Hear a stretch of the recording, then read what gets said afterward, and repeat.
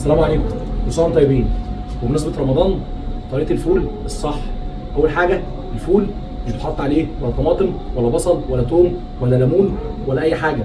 الفول المدمس بيكون ميه وبس، حاطينه طماطم، حاطينه بصل، حاطينه كل الكلام ده، كده بقى طبيخ مش فول. هوريك دلوقتي الفول الصح.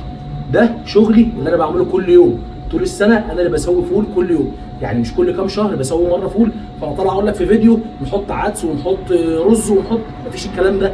الفول فول وميه. هوريك دلوقتي شكل الفول ومش هتصدق ان ده فول وميه بس، معلوش اي حاجه، ده لونه الطبيعي. تعال شوف بص كده معايا كده، ده الفول فول وميه بس، معلوش اي حاجه، معلوش اي اضافات.